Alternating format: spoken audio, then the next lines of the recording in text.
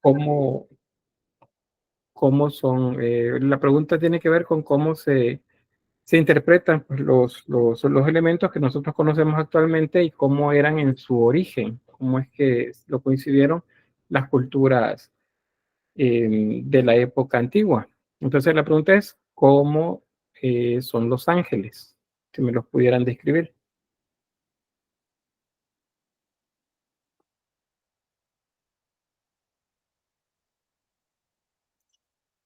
Voy a tenerla. Ajá. Bien. Eh, Según cómo están representados en las distintas culturas, en unos son formas de humanos con alas y con la aureola que los representan siempre. Y en otras, como dicen que en verdad son una figura esférica con muchos ojos y muchas alas. Ujú, bien. ¿Qué más tengo por acá, Elisa? Yo creería que depende de a cuáles ángeles se refiere, porque están los serafines, los querubines, etcétera, etcétera. Pero según las imágenes que más se han mostrado, que más populares son las que dijo mi compañero, de eh, forma humanoide con alas y una esfera con muchos ojos o un ojo con muchas alas. Muy bien. ¿Quién más? Edwin dice, según la Biblia, seres con alas y muchos ojos. Ajá. Y entonces, ¿qué son esas cosas con alas que vemos que tienen forma de humanos? ¿Sí, Gabriel? En el Antiguo Testamento recuerdo que se mencionan varios como mensajeros de Dios Ujú. que llevan a los profetas, algo así. Y recuerdo que solo los describen como hombres luminosos. Sí, algo así. Bien, entonces los ángeles no tienen alas. No, No. ¿Alguien más? ¿Alguna idea diferente? ¿O lo que ustedes conocen si tienen alas? Yo lo único que sé es que no tienen alas. Ajá, muy bien. Muy bien, Fátima. ¿Qué ve Gabriela? Pues dependiendo de cómo lo expliquen la mayoría de las traducciones, pues se explica que son como personas celestiales. No se les menciona que tienen alas, pero sí se les menciona como personas puras, de buen corazón y enviados del más allá. La mayoría se presentan entre sí como personas, se parecen a las personas humanas, solo que tienen una altura un poquito más grande y son más perfectos que la mayoría de las personas normales. Ujú, muy bien. ¿Qué más? ¿Qué más? Bueno, eh, algunos de los que participaron pues dijeron que pues tienen muchos ojos y no sé qué otra cosa más. Vaya, fíjense que esos no son ángeles. Los ángeles son, según la angeología, los más cercanos a nosotros. Entonces, en la descripción de los ángeles, en ningún momento se dice, bíblicamente hablando, que tienen alas. Entonces, no tienen alas. Los ángeles no tienen alas. Y dice, ¿cómo no? Pero es que dice que tienen alas y no sé qué. Esos no son ángeles. El ángel es dentro de la organización o digamos la estratificación que hace un sacerdote en el siglo XIV, XV, por ahí, saliendo de la Edad Media, eh, que se llama, se me acuerdo el nombre. Él hace una clasificación en triadas, o sea, en grupos de tres. Los primeros tres, que son los que, según las descripciones en el Antiguo Testamento, se mencionan cerca de Dios. La primera son los serafines, en ese caso dice que tienen 6 alas, dice con 2 se cubren el cuerpo, con 2 se cubren el rostro y con 2 vuelan. Están los querubines, de este dice, por ejemplo Ezequiel dice que tienen 6 alas. Hay algo otro profeta más adelante, Ezequiel, dice que tienen 8 alas, pero veamos entre 6 y 8. La diferencia con el serafín es que dice que tiene 4 rostros. Dice que son rostro de hombre, de buey, hombre, buey, águila y el otro es león. Esos son los 4 rostros. Ese se llama querubín. Ese no es un ángel, es un querubín. Y luego hay otra descripción que dice que son ruedas dentro de ruedas, llenas de ojos. Esos son tronos. Esa es la primera triada, son los que están más cerca de Dios, según lo que se describió en ese desglose que se hizo utilizando las descripciones de la Biblia y las descripciones que aparecen también en la Torá, es decir, en el libro sagrado de los judíos. Luego aparece otra triada, que en esa están las dominaciones, las virtudes y las potestades. Dominaciones, virtudes y potestades. Luego hay otra triada, que esa está más cerca del ser humano, son los principados, luego los arcángeles y luego los ángeles. De los arcángeles sí se dice en algunos que tiene alas, no necesariamente en la Biblia, pero sí se describen con alas. Y de los ángeles solo se dice que son personas muy bellas. El libro de Lot, por ejemplo, lo mencionan así, personas muy bellas. Entonces, ¿a qué quiero ver con todo esto? La construcción que tenemos de la imagen de los ángeles alados, y eso sin contar cuando hablamos de niños con alas, que ese es otro tipo de representación que es una mezcla de la cultura griega y la romana. Son los llamados amores para los griegos, son los putis para los romanos. De ellos se desglosan otra serie de representaciones que son las que al final se les llama en nuestro tiempo serafines y querubines. Son niños con alas que no tienen en absoluto nada que ver con la trilogía, la triada, perdón, no trilogía, con la triada cercana a Dios que se describe en la Biblia. Gabriela dice, buenas tardes, licenciado, entre tarde clase, es que tuve una emergencia familiar. Bueno, no hay problema. No, la asistencia se toma en automáticamente. Cuando termino la llamada, ahí aparece en qué momento entraron, en qué momento salieron. Así que pues esa es la representación. ¿De qué nos sirve eso? Saberlo en este momento. Porque útil para la lectura de la obra artística no va a ser sino hasta la historia 2, porque ahí es donde se ve cómo el símbolo va cambiando a través de los siglos. Pero acá nos sirve porque vamos a observar diversos seres que tienen alas. ¿Por qué tienen alas?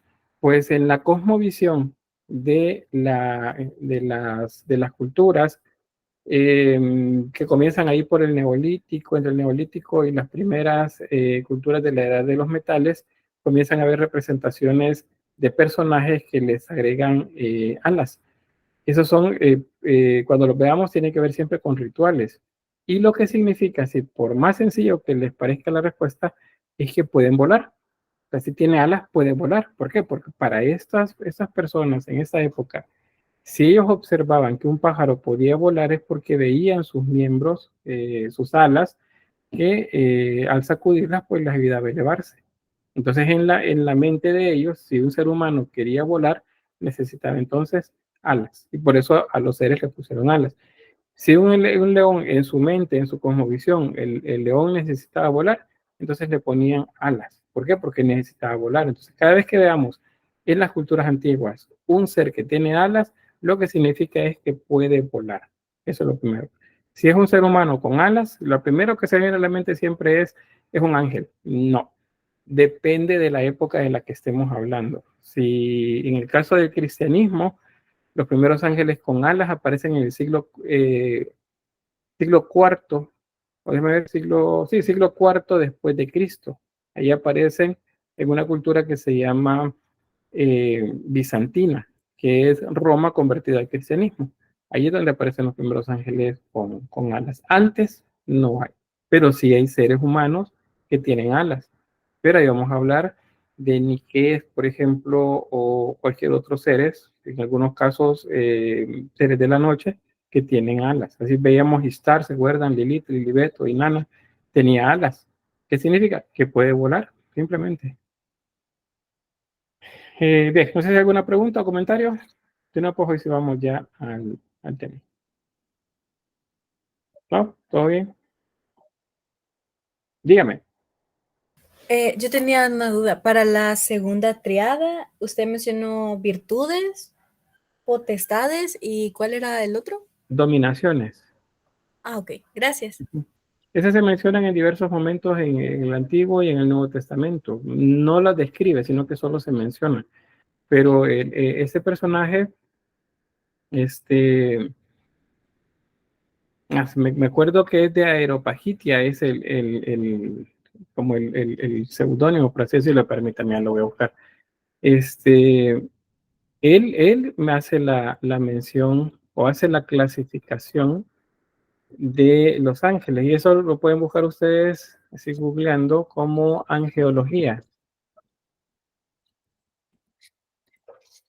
Y ahí les tiene que aparecer acerca de las jerarquías, y entonces aparece quién fue el que hizo la primera.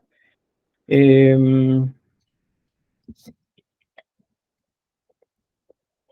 me acuerdo el nombre. Se llama Pseudo Dionisio de Areopagitia, es el nombre de este monje, un sacerdote que hizo la clasificación, que ordenó según lo que mencionaba la Biblia y lo que se menciona en el libro sagrado para los judíos, y de ahí saca las ideas. Otros que retoman esas ideas también son los musulmanes. Por eso en las descripciones que hacen los musulmanes, los seres celestiales tienen alas, porque se basan en algunas de las enseñanzas del cristianismo. Pero bien, eso era solamente como la introducción para esto. Se lo tuve que haber mencionado en la clase anterior, pero pues ahorita siempre es pertinente. Dígame, María Concepción, tengo... Una pregunta, entonces, ¿cuántas tríadas hay en total? Porque creo que mencionó varias. Permítame, son 3, porque en total son 9. Tengo más aquí en fila. En total son 9, como los niveles o la jerarquía, porque es una jerarquía. La más cercana a nosotros son los ángeles, la más alejada a nosotros, pero más cercana a Dios, es la de los serafines. Tengo ahí gente con mano levantada, tengo Fátima, luego María Concepción, y de ahí, bueno, Fátima Noemi, María Concepción y Fátima Melissa. Bien. Yo tenía la pregunta de que si el simbolismo que aplica en las alas aplica también en otras características como más de 2 ojos o los rostros, que decía que algunos tenían más de un rostro. ¿También aplica eso en otros simbolismos? En otras culturas, sí, pero vaya, si algo tiene muchos ojos, el simbolismo ahí es que todo lo puede ver. Si ustedes quisieran, lo voy a decir así muy en serio, pero en broma, si quisieran ver todo lo que sucede, pero solo pueden ver hacia el frente, pero si quisieran ver más, ¿qué hacen? Tienen que tener ojos atrás de la cabeza, ¿verdad? Y a los lados, para poder ver en todas direcciones. Entonces, que lo describan con alas llenas de ojos, o los tronos, que son ruedas dentro de ruedas, en una descripción de Ezequiel, rodeadas por ojos cada una de las ruedas, lo que significa es que todos lo pueden ver todo. Y eso tiene que ver con las descripciones que hacen de Dios, ¿verdad? Que todo lo puede ver. Y para poder verlo todo, tiene que tener un montón de ojos. Esa es la interpretación, digamos, como más cercana a los pueblos antiguos, no la que actualmente se podrá tener en las religiones. Por ejemplo, el caso de algunas divinidades, bueno, muchas divinidades hindúes, tienen montones de brazos. Tienen, vamos, media docena de brazos a cada lado, o sea, tienen, no digamos 2 docenas, serían 24 brazos en total. ¿Qué significa? ¿Para qué le sirven tantos brazos? Es que lo puede hacerlo todo. Y para poder hacer todo necesita más manos. Tiene muchos rostros. Hay unas imágenes que tienen varios rostros alrededor de la cabeza. ¿Qué significa? Igual que lo puede ver todo. O sea, son símbolos que a nosotros nos parece como bien sencillo, pero es bien complejo para estas culturas haber llegado a esas conclusiones. Lo del tetramorfo, que es el querubín, esos 4 rostros, el buey, el león, el humano y el águila, esos 4 rostros luego se van a convertir en el Nuevo Testamento, ya en la interpretación más bien que se hace dentro del cristianismo, el Nuevo Testamento, en los 4 evangelistas. A cada evangelista le es asignado uno de estos seres y ahí aparecen los 4. Y ahí enlazan el Antiguo y el Nuevo Testamento. Hay mucho simbolismo. No lo vamos a ver todo en este momento, pero vamos a ver una parte en el paleocristianismo, que corresponde a este ciclo, y el resto ustedes lo ven en la historia 2, ahí donde sé cómo se conforman esos símbolos. Tengo Fátima Melissa en fila. ¿Cuándo fue que dijo que empezaron a representar los ángeles con alas? En el siglo IV. Es los arqueólogos encontraron en la ciudad de Bizancio, en las ruinas de Bizancio, encontraron un sarcófago que tiene 2 ángeles con un crismón en medio. Esos son símbolos que vamos a ver luego. Pero esos ángeles, o sea, esos seres tienen alas. Eso es la primera vez que en el contexto cristiano aparecen 2 seres humanos con alas sosteniendo un elemento que se considera sagrado, que es el crismón. De esa fecha en adelante, o de ese siglo en adelante, hay más representaciones, especialmente en la iconografía bizantina. Los iconos son imágenes que los bizantinos fueron creando según querían representar santos, ángeles, Dios Padre, bueno, Dios Padre todavía no, más bien Dios Hijo, a María también, y les colocaron estos seres a los lados. Es bien interesante cómo fueron apareciendo los símbolos, y viene de los griegos y de los romanos, de ahí donde aparecen esos seres alados que son los que llamamos ángeles. Dígame, María Concepción. Bueno, se me ha venido una imagen de que lo de león con alas, ¿eso qué simbolizaría? Creo que algo que ver con la Biblia. No le entendí lo último. No, que hay una imagen de que, o sea, representa el león con alas, creo que algo con la Biblia. Sí, los 4 evangelistas son representados con esos 4 seres. Entonces, si ven alguno que tiene alas, es porque la idea que le están dando es que vuela, o sea, aunque les parezca así como que un poco sencilla la respuesta, pero básicamente eso es, que vuelan, que tienen la posibilidad de volar. Cuando aparecen, por ejemplo, especialmente en las iglesias católicas, aparecen imágenes por ejemplo, hay un buey que tiene alas y tiene un libro, que está representando a uno de los evangelistas, y así. No les voy a adelantar más sobre eso porque lo vamos a ver más en el paleocristianismo. Pero pues de ahí viene el símbolo. ¿Y de dónde se lo sacaron? Del tetramorfo, del querubín, ese ser que Ezequiel dijo haber visto cuando se abrió el cielo enfrente de él, según lo que describe. Entonces, te voy a poner un ejemplo sobre, por ejemplo, un ser que parece, o que nos han enseñado que es un ángel y no lo es. Bueno, pero primero, Elisa, Mariel, dígame. Hablando de eso del león con alas, me recordó a lo de las quimeras. No sé qué tan entrelazados estén. Un poco, pero las quimeras, los grifos, las esfinges, esos son muy antiguos, son mucho antes de las representaciones dentro del cristianismo, pero es clara la influencia de que la cultura hebrea tomó de esos seres, porque los hebreos son los que escriben el Antiguo Testamento, tomaron de estas culturas, de la Mesopotamia, por ejemplo. ¿Por qué? Porque fueron esclavos de Babilonia en la Mesopotamia. Entonces, absorbieron toda esa información visual y la transformaron en sus propios símbolos. Y les decía, el ser que tiene alas y que nos han dicho que es ángel y no lo es, Han ido a la Plaza Libertad, el monumento a los próceres que está en el centro, en la parte de arriba, como coronando toda la estructura, tiene una figura que tiene 2 coronas de laurel en las manos y tiene alas. Y todo el mundo dice el ángel de la libertad. Yo les pregunto, miren, ¿qué es lo que está enfrente? Les muestro una imagen, van a decir, es un ángel. Ese no es un ángel.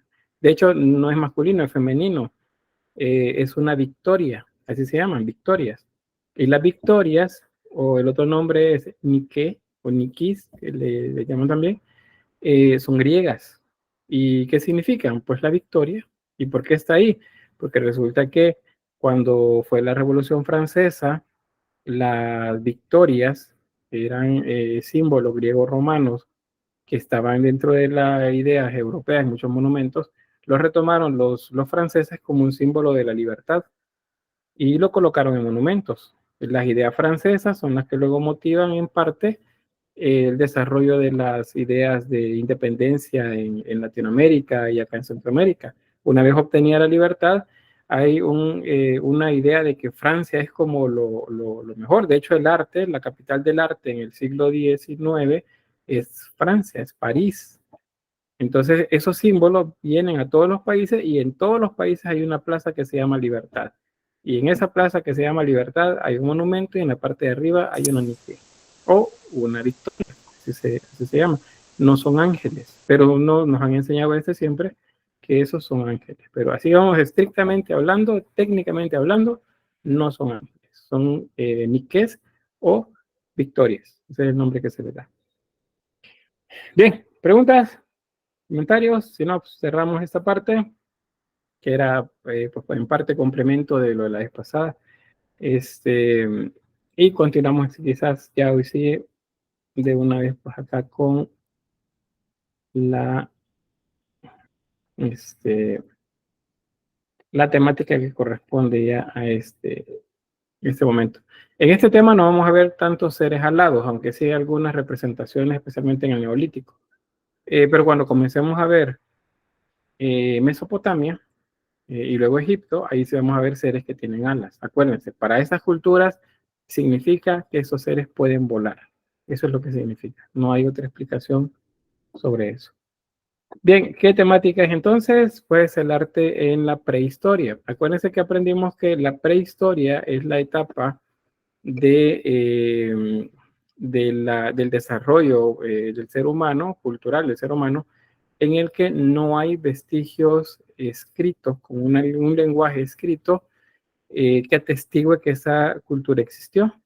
Lo único que tenemos en esta época son representaciones pictóricas, escultóricas, en algunos casos dibujo también grabado, y bueno, escultura, y algunas vestigios, al menos en modelado escultórico en barro. Todavía no es cerámica, pero pues ya comienzan a trabajar ese material. Cuando pasemos al siguiente, dentro de la prehistoria al neolítico, entonces cambia la representación y cambian también los tipos de objetos, y ya ahí sí encontramos un tipo de cerámica ya más compleja. Entonces comenzamos. Eso solamente para tenerlo de referencia sobre lo que veíamos acerca del desarrollo evolutivo del ser humano. Ahí pueden ver ustedes la cantidad de, bueno, una selección más bien de homínidos. Se consideran los que vienen con la flecha azul. Esos son homínidos como tal, es decir, no son seres humanos todavía, pero son antecesores al ser humano. Y estos sí son seres humanos, el Neandertal y el Sapiens sapiens. El Sapiens sapiens es lo más cercano al ser humano moderno, que seríamos nosotros. Pueden ver acá, en este caso, alrededor de unos, más o menos entre 7 y 2 millones de años, que es el Australopithecus, ese homínido. No es un mono, acuérdense, sino que es un homínido. Y se han encontrado vestigios óseos como fósiles en el oriente de África. Luego el habilis, se han encontrado en esos abrigos rocosos o cuevas donde hay cráneos o huesos se han encontrado herramientas. Significa que este ya hacía herramientas, transformaba el entorno. El erectus, de este se sabe a partir de los huesos encontrados que caminaba completamente erguido, caminaba sobre sus miembros inferiores. Luego tenemos el neandertalensis, más o menos entre 100.000 y 40.000 años antes de Cristo. Este se sabe que convivió con el sapiens y pues sale de las fronteras de África, igual que lo hizo el erectus, y se pueden encontrar vestigios de él tanto en Europa, en Asia y en África. Se tiende a pensar, gracias a que antes las teorías eran como diferentes, hace unos 50 años, quizás un poco más, se decía que los neandertales eran los antepasados de los europeos y los anglosajones. Y el sapiens era el que había nacido en África y que era el antecesor para todos los demás. Se estaban justificando de esa manera los dos troncos étnicos. En el caso nuestro, un tono de piel un poco más oscura, más bajitos, y como que si los neandertales habían dado como resultado al europeo del tronco étnico caucásico, es decir, rubios o azules, y así ustedes ven las representaciones y así aparecen. En la medida que va haciéndose más grande, se va haciendo más blanco y el pelo le va poniendo rubio. Esas representaciones son falsas, era una manera de ideológicamente posicionarse ellos como que eran el culmen de la creación. En los últimos 30 años, o un poco menos, pues han existido múltiples estudios a nivel genético y han determinado pues que tanto el sapiens como el neandertal eran dos especies diferentes, que en algún momento se cruzaron, tuvieron descendencia común, pero pues a la larga los neandertales no se adaptaron a los cambios climáticos, a las nuevas que serían los nuevos fuentes de alimentación que habían, entonces desaparecieron. El sapiens es el que terminó poblando la Tierra por completo. Entonces eso lo tenemos en este diagrama. Sobre la parte conceptual, pues aquí tenemos lo que es importante recordar. La prehistoria es cuando no existen vestigios escritos de esas culturas. Y eso va desde el origen de estos seres humanos, que ya son un tanto diferentes de los homínidos, hasta el momento en el que se descubre la escritura. Y eso es, al menos los primeros que dejan, los vestigios más antiguos encontrados son los sumerios en la Mesopotamia. En ese momento se deja la prehistoria. Dentro de la prehistoria hay diferentes etapas. Vamos a ver en este momento, o en estas clases, la edad de piedra, que es la que se conoce como la primera, y la segunda, que es la edad de los metales. Se han escuchado ustedes seguramente la edad de los metales, la edad de piedra. La edad de piedra se refiere al momento en el que las herramientas principalmente eran talladas en ese material. Bueno, diferentes materiales, pero siempre lítico, siempre piedra. Entonces, el paleolítico es el más antiguo. Comienza más o menos 2,5 millones antes de Cristo y finaliza alrededor de 8.000, 10.000 años antes de Cristo, dependiendo de la región. Y acá es donde se desarrollan las primeras culturas. Eso estamos hablando de cazadores, de recolectores y principalmente grupos que migraban, no se quedaban en un solo lugar, por eso se le llaman nómadas, porque no permanecían en un solo lugar, se movían de un lugar a otro buscando las mejores rutas para obtener alimento y también para mejorar las condiciones del clima. Esa es una etapa, digamos 40.000 a 20.000 años antes de Cristo. Estamos hablando de una de las últimas glaciaciones y el clima pues era muy diferente al que tenemos actualmente. ¿Cuándo termina eso? Pues es un proceso un tanto o relativamente lento.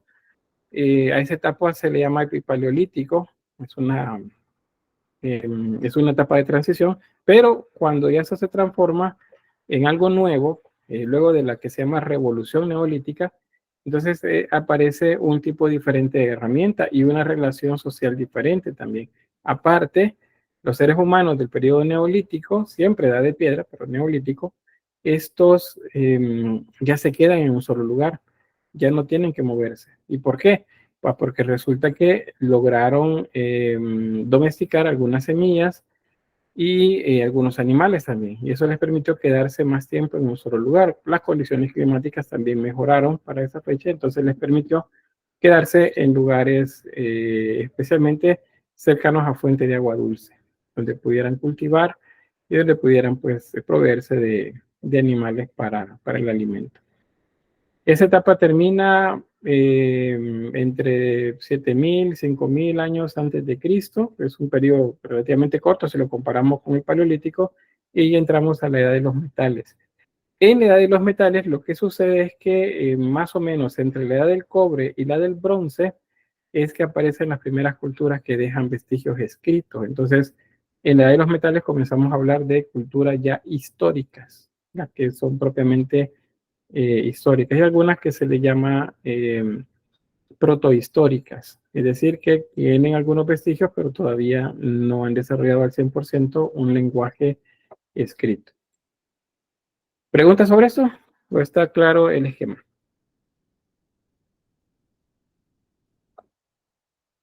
Está claro. Bien, gracias. Vaya, ese es un mapa de Europa que muestra esos puntos que ven ahí oscuros, representan los lugares en donde se han encontrado vestigios, por ejemplo, una cueva en la que han encontrado pues huesos, encontraron herramientas, ya sea de hueso, de piedra, alguna estatuilla,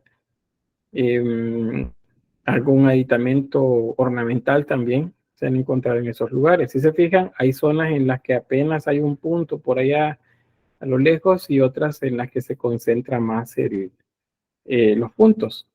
Si cada punto es un lugar donde se han encontrado vestigios de estos seres humanos de la época, alguien podría decirme cuál es la razón por la que ahí están concentrados en un lugar y en otros no.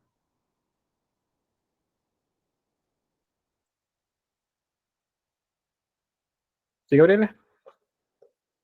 La mayoría de los asentamientos que se pueden ver, la mayoría están cerca de lagos o de ríos, porque me imagino que como había muchos más animales en esos lugares, entonces era como más fácil poder estar cerca de la comida y tener agua al 100% purificada. Muy bien, o por lo menos agua consumible. Muy bien, está bien el razonamiento. ¿Alguien más?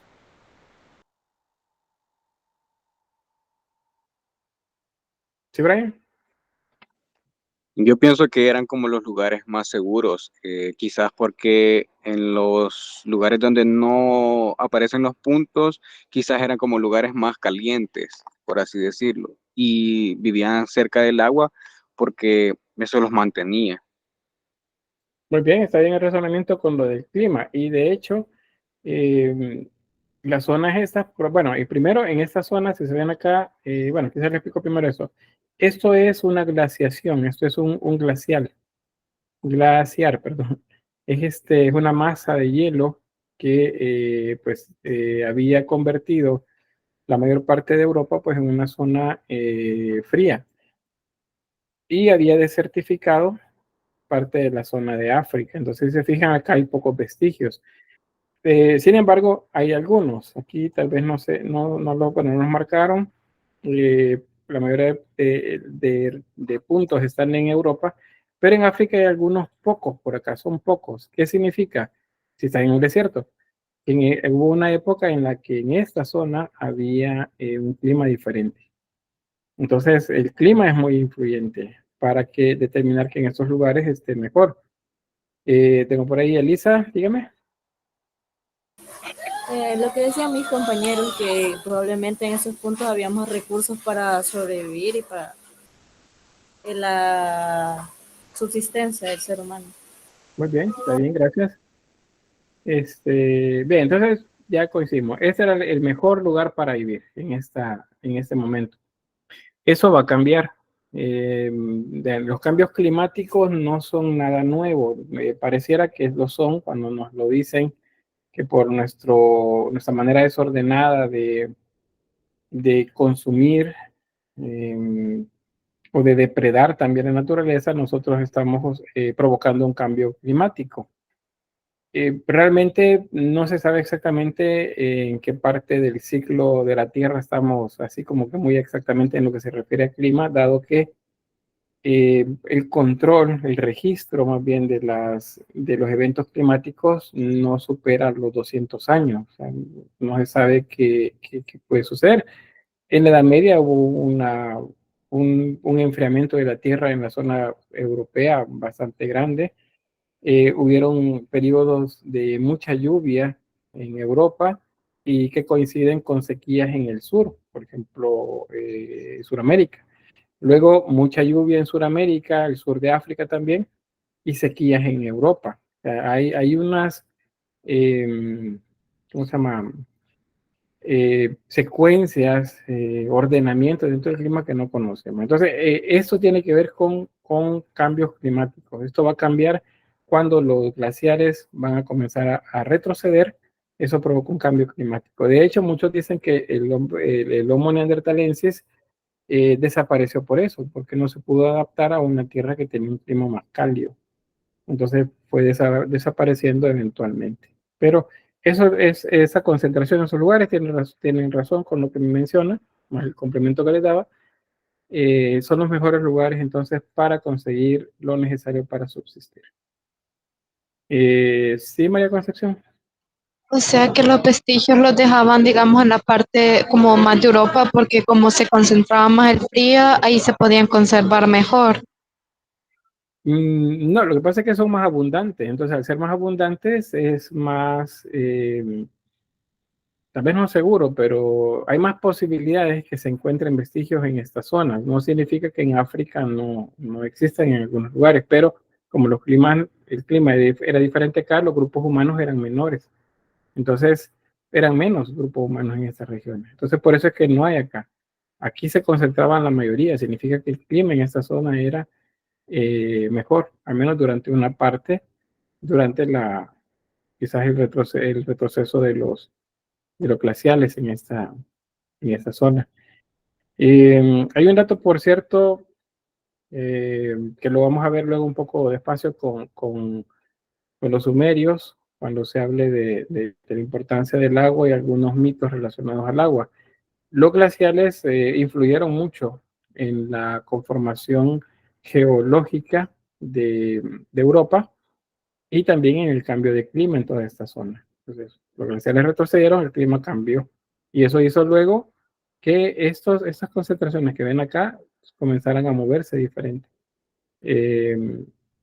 Hubieron más migraciones, mucho más largas de lo que se hacía.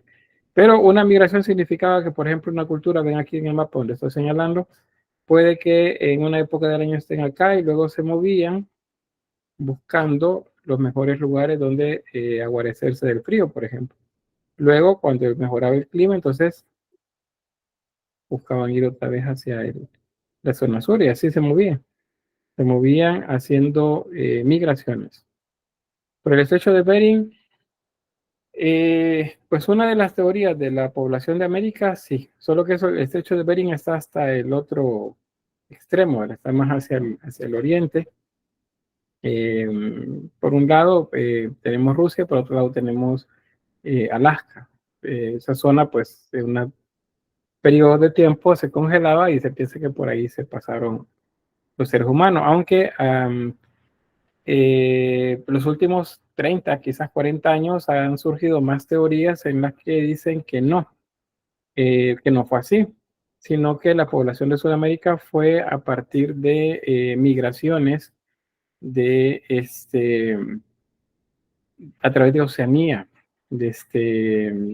la región de Australia, de las Polinesias, las Melanesias, hacia Sudamérica. ¿Qué es lo que lo comprueba? ¿O en qué se basa? Que resulta que han encontrado fósiles de seres humanos, vestigios humanos en Sudamérica, que son más antiguos que los de Norteamérica. ¿Y cómo se explica eso? Tuvieron que haber seres humanos antes en Sudamérica que en Norteamérica.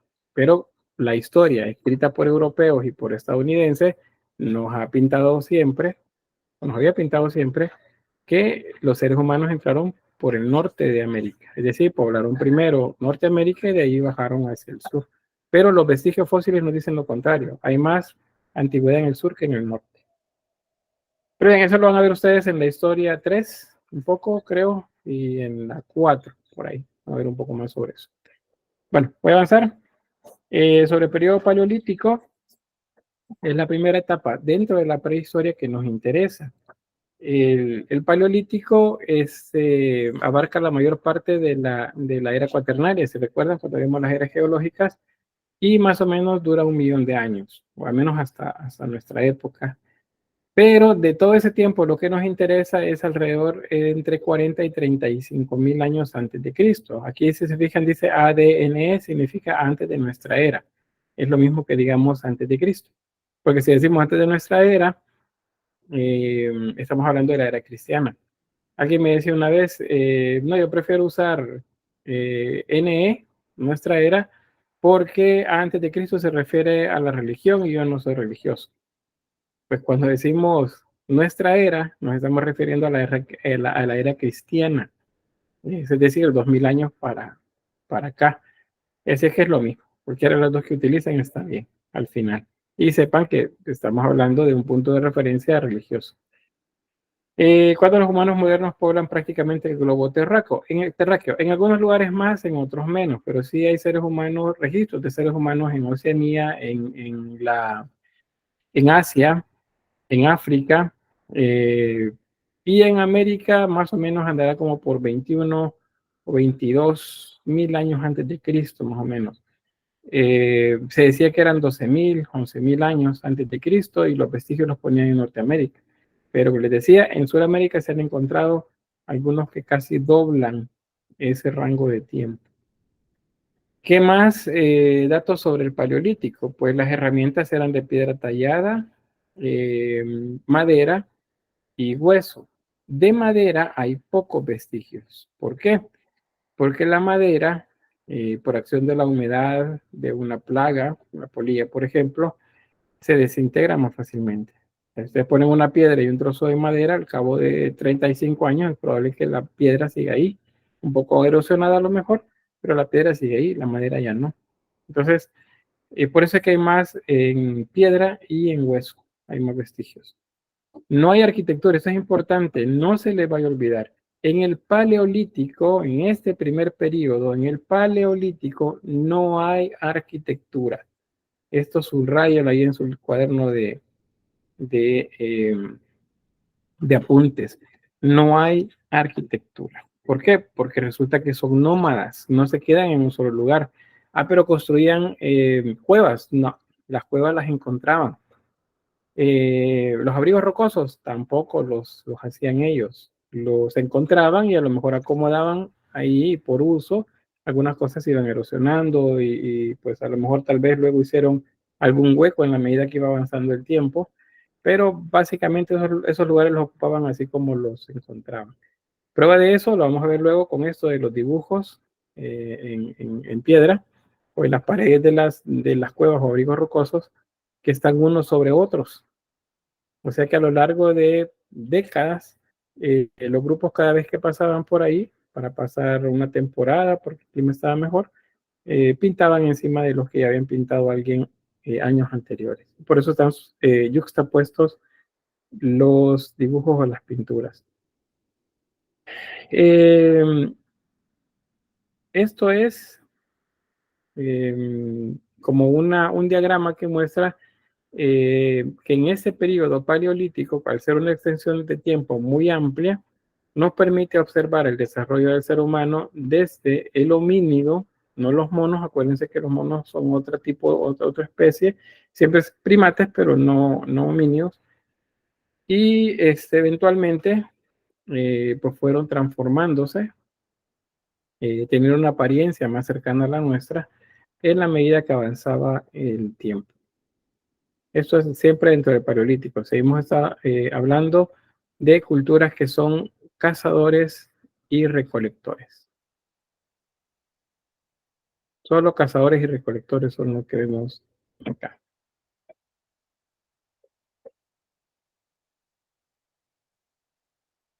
¿Preguntas? ¿Dudas? ¿Comentarios? ¿No? ¿Sí, Gabriel? Y desde el principio del Paleolítico, ¿ya eran consideradas las especies de ese entonces humanos o desde cierto tipo de especies? Bueno, si es desde el origen, estamos hablando de unos, bueno, casi llegando a los 7 millones de años de antigüedad. Ya hay vestigios fósiles de algunos seres que son homínidos, pero ya son diferentes de lo que llamamos como monos. Pero todavía no son el nombre que se les da de seres humanos modernos. Seres humanos todavía no, todavía son homínidos. De los homínidos descendieron, o sea, varias ramas, por así decirlo, del árbol genealógico. Hubieron algunas que fueron contemporáneas, existieron juntas, pero tenían diferente lugar geográficamente estaban separadas o convivían, pero se atacaban, por así decirlo, por el control de los recursos siempre. Entonces, el ser humano como tal, por eso les decía en una de las diapositivas, lo vamos a considerar, ya digamos el Sapiens Sapiens, más o menos en el 35.000 antes de Cristo. Algunos lo ubican 40.000 años antes de Cristo. En ese rango de tiempo ya podemos hablar del ser humano actual. ¿Quién coincide y que ya no existe en esa época? El neandertal. Los neandertales fueron contemporáneos del ser humano moderno, del Sapiens Sapiens. Pero esa rama pues desapareció. En europeos se han encontrado algunos rasgos genéticos que dicen pues que es probable que ambas especies se cruzaron. Ambas especies de humanos se cruzaron y se generó un híbrido, pero que tampoco fue el que terminó predominando. Hay una serie que se llama, creo que se lo había mencionado, o si no, pues apúntenlo, se llama Caminando con Cavernícolas, o Caminando entre Cavernícolas. Es de la BBC. Es muy interesante cómo hacen el planteamiento de estas culturas, no culturas, pero más bien de una cultura general en la que diferentes seres, de lo que llamamos homínidos o seres humanos antecesores, van desarrollándose y cuáles son las ramas que se extinguen porque no logran acoplarse al clima cambiante o a las variantes alimenticias también. Bien, voy a avanzar con esto. ¿Ven esos dos ejemplos? Estos se llaman abrigos rocosos. Normalmente los abrigos rocosos estaban cerca de fuentes de agua y tenían, por ejemplo, una altura que permitía observar hacia afuera de manera segura. Y si se fijan, que hay un cerro acá enfrente, probablemente yo no ando nada acá, en esta zona, y esto pues permitía observar por si algún enemigo o un depredador se acercaba amenazante. Por eso eran así. Acá en nuestro país hay un abrigo rocoso, que es un tanto, no igual a este, pero pasaba cerca un río y eso apenas una quebrada. Se llama la Cueva del Espíritu Santo en Morazán. Es un abrigo rocoso y ahí encontramos vestigios de arte que corresponden a la prehistoria de nuestra América, del periodo prehistórico en América. Más hacia el norte de Morazán, pero ya en territorio hondureño, hay otro lugar también que se llama la Cueva del Gigante, cerca de una ciudad que se llama Marcala. Para los hondureños sería al sur de ellos, para nosotros sería al norte de Morazán. Hay en un cerro, una ladera, más o menos como que vean esto de acá, como que vean esto. Hay un río que pasa muy cerca, luego se camina, una zona como esta que ven acá, y se llega a una zona alta, más o menos unos 5 metros de altura. Y ahí es donde se han encontrado muestras de arte prehistórico para nuestra región. ¿Por qué estaba tan alto? Porque ellos cuidaban que los depredadores pues no les llegaran en la noche y estar en una zona en la que pudieran observar en caso que eso sucediera. Dígame, María. Bueno, de hecho ahí donde se han encontrado vestigios, ahí en una cueva que se llama Porcoriente Morazán, ahí hay como un tipo como hoyo, no sé qué está, no sé, que es como una cuevita y tú te metías adentro y arriba hay como un círculo que tú podías ver como para ver qué hora era del día y así. Sí, hay una, ajá, eso son marcadores solares, esos. Probablemente lo utilizaban también, en algún momento lo usaron. Lamentablemente para nosotros en esas zonas, culturalmente, esos lugares, a lo mejor para nuestros antecesores en esta zona, los pueblos precolombinos, se consideraban sagrados. Cuando los españoles vienen, o aún luego en la época de la independencia, ya en la época de república, esos lugares se consideraban malignos. Entonces, la gente lo que llegaba era destruirlos. Hay muchos de esos vestigios que se destruyeron, porque los consideraban pues que no eran buenos. Siempre con la medida del cristianismo pues se destruían. Por eso muchos de esos lugares, si son por ejemplo petrograbados, petroglifos, en el caso que son pinturas sobre piedra, normalmente tienen nombres que nos remiten a los religiosos, como la escuela del Espíritu Santo, porque se supone que se exorcizó el lugar. Aquí en Chalatenango, lugares donde se dice la piedra que penqueó el diablo, por ejemplo. Es decir, siempre hay lugares como esos en los que se les agrega pues esa idea de que eran malos, pero pues en su origen esos lugares son simplemente abrigos rocosos. Vamos en el chat que dice, bueno, lo que decían Edwin sobre los recursos para sobrevivir en la zona que les mostraba, en América, ¿cómo llegaron? Dice, o en qué época se establecen los humanos. Pues más o menos se creía que a los 12.000 años antes de Cristo ya habían asentamientos en Norteamérica. Pero los últimos vestigios nos dicen que en Sudamérica hay más o menos como por 21 o 22.000 años antes de Cristo. ¿Cómo llegaron? Navegando a través del mar, a través de Oceanía. Y yo, pero ¿cómo es posible? Si se han atravesado todo el Océano Pacífico Sur, ¿cómo es posible llegar de un lado a otro sin que se mueran? Pues miren, es posible.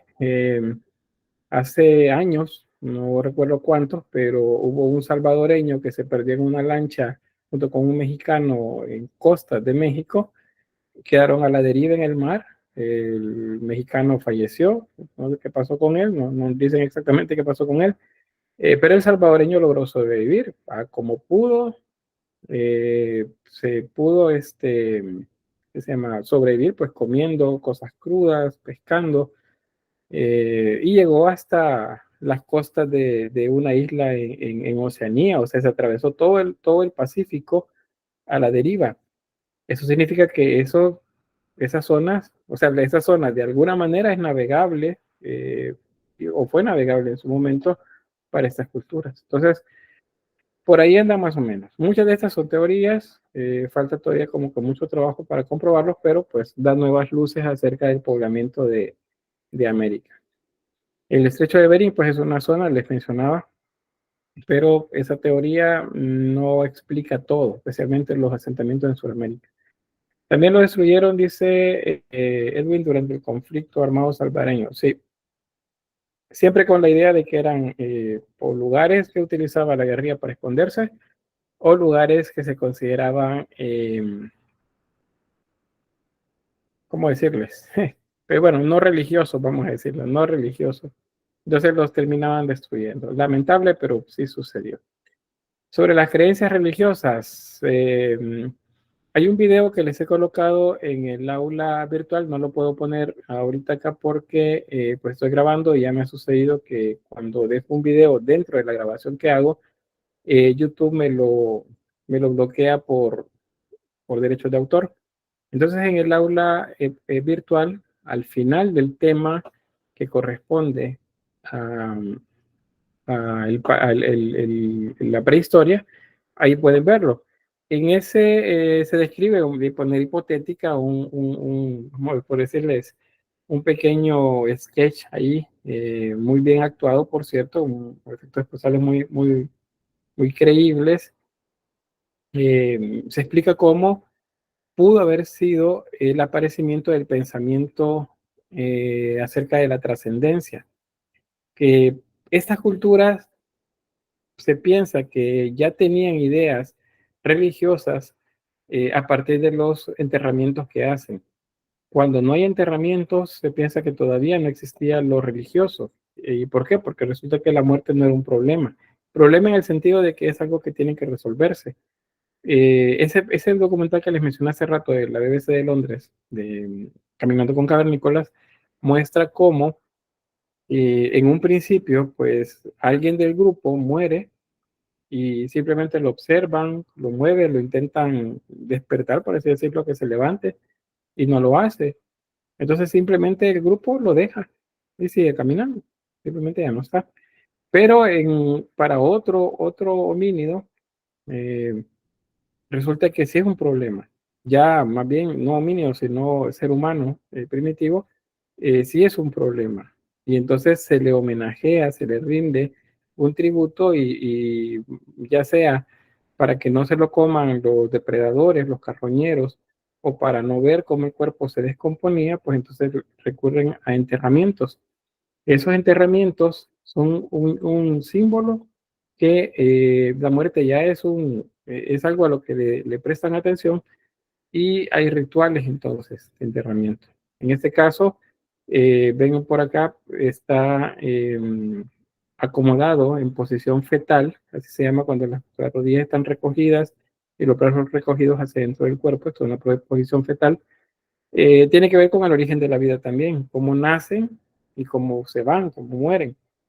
Y alrededor se les agregaban ofrendas. Allí es donde ya no solamente estaban enterrándolo, ¿no? Ya la muerte tiene un símbolo, porque se le están dando como ofrendas, se le están colocando herramientas, como si él la fuera a necesitar para otro momento en una dimensión diferente a la terrenal en la que estamos. Entonces, por eso se piensa que las creencias religiosas tienen que ver con la muerte. Otro es el arte. Originalmente se pensaba que lo del arte era algo que los cazadores hacían nada más y que tenía que ver con aspectos puramente como decorativos, pero no.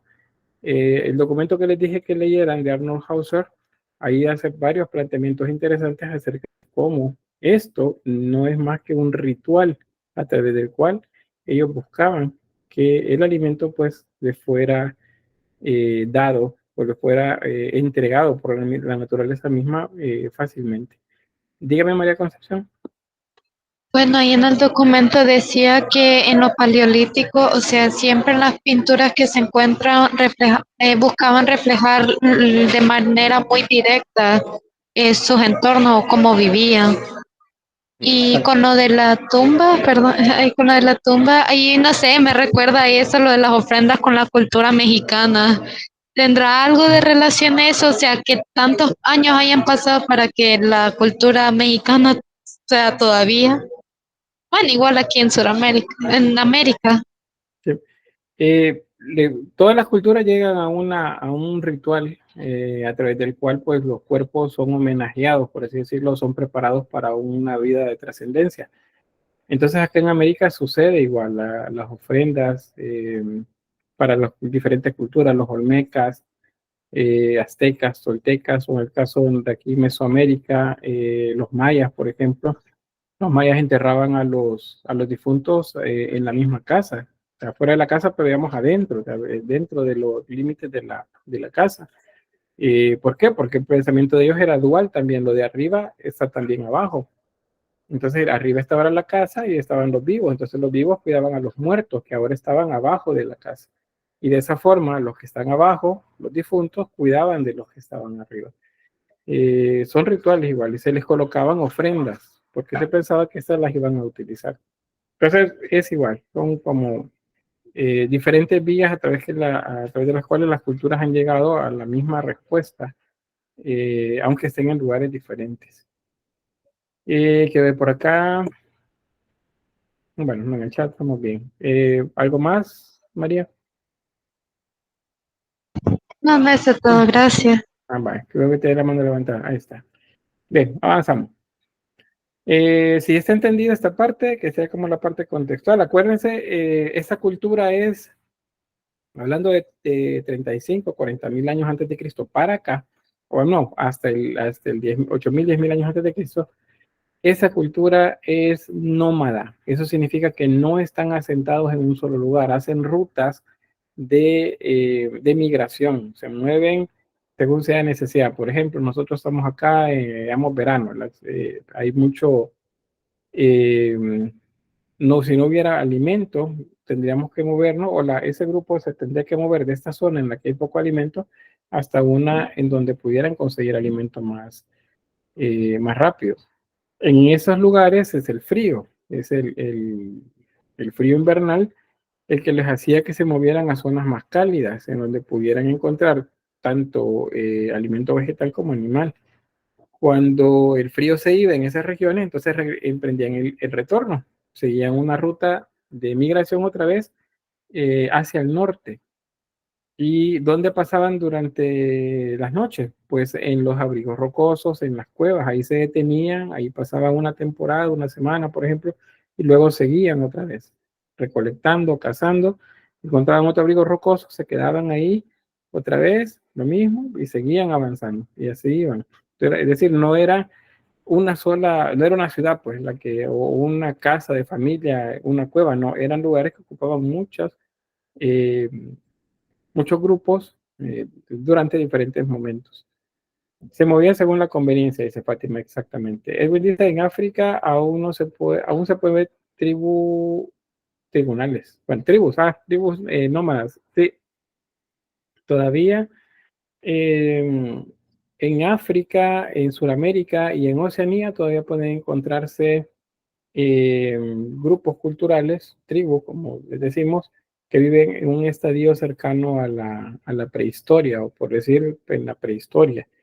Y esos son los que lo observan los antropólogos, por ejemplo, los historiadores, y a partir de eso se hacen explicaciones, o se busca explicar lo que los seres humanos también hacen o hicieron en su momento, pero que ya no los podemos ver, sino que solo podemos observar las herramientas que tienen.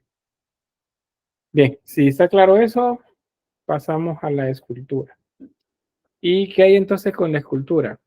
Resulta que pues la escultura es volumétrica, implica una habilidad manual. Acuérdense, el arte, el saber hacer, el concepto básico de arte. Entonces, por eso se considera que los útiles del Paleolítico, o sea, las herramientas que utilizaban los seres humanos en este momento, eran o son considerados arte. ¿Bien? Y tenemos un ser humano golpeando una piedra contra otra. ¿Qué lograban al hacer eso? Pues sacar lajas o lascas de piedra y hacían herramientas. Por ejemplo, un canto tallado. Los cantos, cuando les diga es un canto, los cantos son piedras de río. ¿Han visto las piedras de río como son de lisas? Pues esas piedras lisas se llaman cantos rodados. Cuando digo canto, en general es una piedra, pero un canto rodado es una piedra de río, esas piedras lisas. Entonces, este es un canto rodado, fue tallado de un lado para poder ser, por ejemplo, un raspador.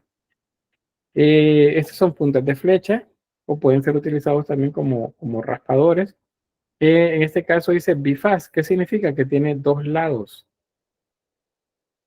Cuando dicen monofaz, esta raidera, por ejemplo, significa que está tallada solamente de un lado y el otro no. Este es monofaz. Este es bifaz. ¿Por qué? Porque de los dos lados está tallada. En nuestra América, las herramientas que se utilizaban pues, de origen volcánico es la obsidiana. Ya han visto esos en los museos, ¿verdad? Las puntas de flecha, cuchillos de obsidiana.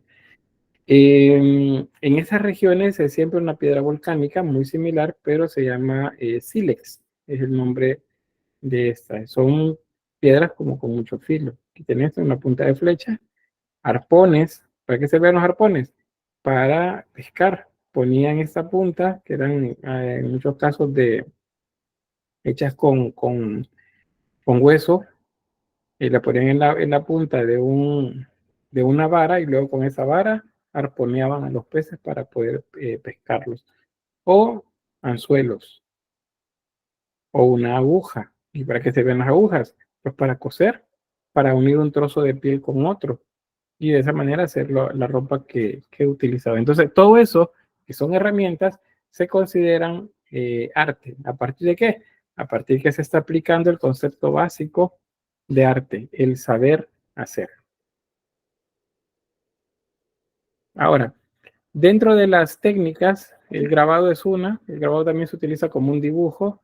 El grabado es raspar básicamente una superficie y generar un tipo de relieve lineal que ustedes han hecho sobre madera, por ejemplo, con un cuchillo, con un clavo. Ustedes raspan sobre eso y van generando un surco. Y si eso lo hacen varias veces, pues lo van haciendo más profundo. Entonces, eso es un grabado, eso que están haciendo. Y las herramientas que utilizaban eran los utensilios de sílex. Recuerden, sílex les decía que es como la obsidiana nuestra. O sea, eso tiene bastante filo. Y con eso, pues, se raspaba. El nombre técnico de eso es buril. Buriles son como herramientas puntiagudas que sirven para trabajar grabado o escultura. Desde las primeras épocas ya existía este tipo de surcos sobre la superficie. Es un equivalente del dibujo por la época y pues existe en España a través de diferentes periodos. Por ejemplo, la auriñacense, magdaleniense, el solutrense, son periodos dentro de del Paleolítico. Y ya se encontraban de estos. Aquí tienen unos ejemplos. ¿Ya? Este es sobre piedra. Esto se le llaman petrograbados. No sé si alguien ha ido a Ouija, por ejemplo. En Ouija tenemos petrograbados, como estos de acá. Bueno, no como estos de acá, porque no hay caballos acá, no había. Creo que algunos son formas como de venados, más bien.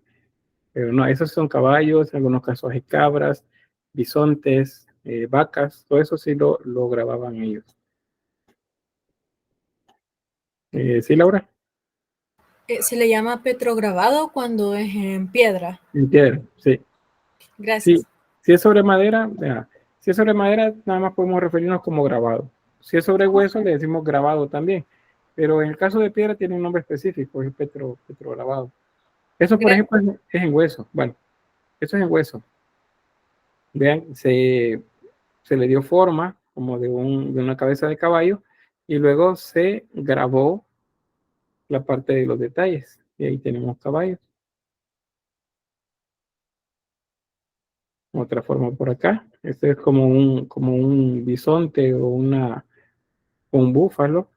En la cornamenta, la cabeza, la boca y tiene rayas alrededor.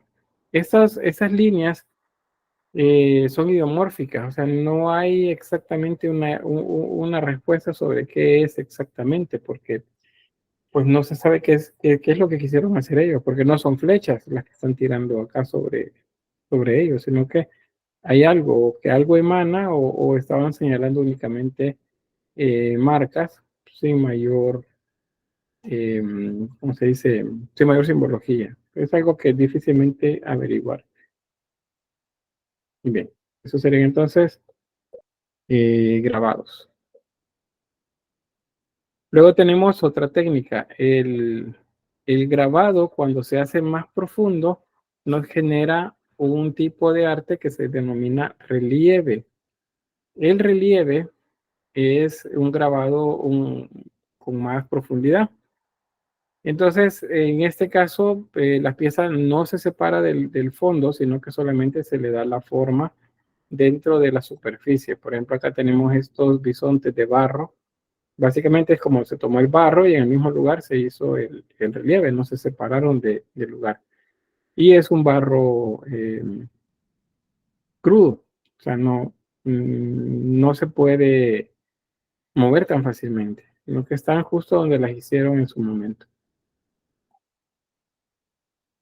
Este tipo de figuras son las que se denominan Venus paleolíticas y son la única representación humana en el periodo paleolítico. En el paleolítico no vamos a encontrar figura humana, eso es en general en dibujo, pintura. Solo vamos a encontrar estatuillas o relieves que representan figuras femeninas. ¿Y eso por qué? Porque como esta cultura observa bastante la naturaleza y le asigna características extraordinarias, aquello que no pueden explicar tan fácilmente, entonces en el caso de la figura femenina es algo a lo que le otorgan esa simbología de algo que no se puede entender a la totalidad. Entonces, ¿qué es lo que no se puede entender? Pues que un ser sale de adentro de una figura femenina, de una mujer. Sale un ser, o sea, nace un nuevo ser. Entonces, asocian a la figura femenina con la naturaleza misma, porque da vida, porque es capaz de crear a otro ser. No entienden ellos todo el proceso de reproducción, ¿verdad? Aunque sea algo que permitió que la especie se perpetuara, no es algo que entendieran, pero sí observan algo diferente que le dan esa importancia. Entonces, uno de los datos que sí vamos a ver con las figuras en relieve, también con las estatuillas de bulto redondo, que es las que son volumétricas, es que tienen exagerados los rasgos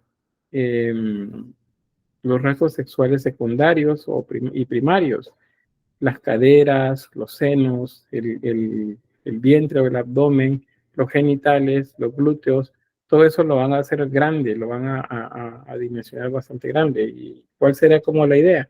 Pues los investigadores lo que dicen es que está haciéndose una representación de aquello que para ellos estaba involucrado en el proceso del dar vida, de la fecundación y de la acción, pues, de traer un nuevo ser al mundo. ¿Preguntas hasta acá? ¿Estoy entendiendo sobre la escultura? ¿Sí, Gabriel? Yo al principio de la pintura y el tallado, esas dos actividades salieron de forma juntas. Ambas se han encontrado, sí. Ambas se han encontrado ya más como ¿cómo se dice? En mayor abundancia de 35,000 años en adelante. Entonces se considera que tal vez no nacieron juntas, pero sí poco a poco fueron cada vez siendo más coincidentes en los mismos entornos en los que se dejaban esas marcas.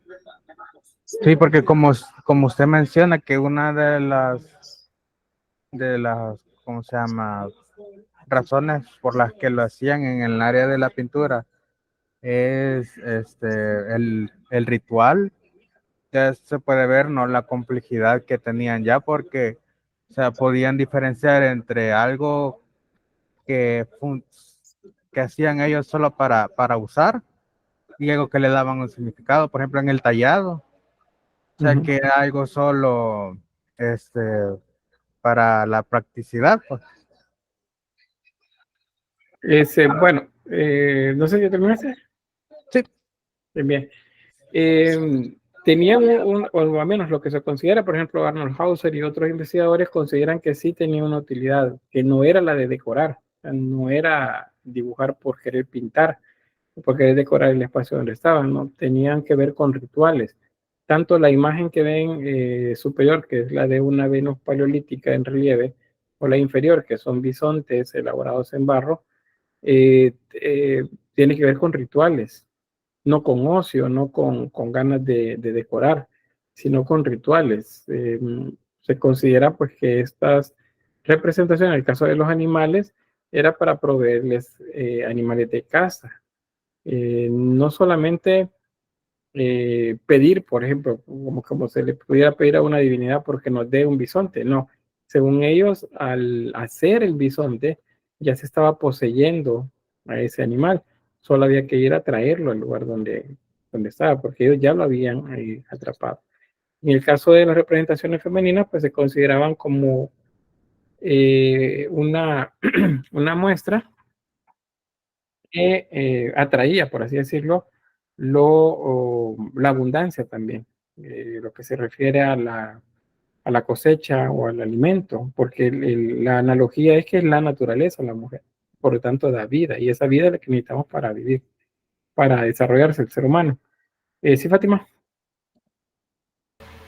Como en esta época eran otras especies, ¿verdad? Entonces no habían como que especies femeninas, o como ¿Cómo era no? en ese caso. ¿Cómo no? Sí habían, tanto el masculino y el femenino de la especie estaban presentes.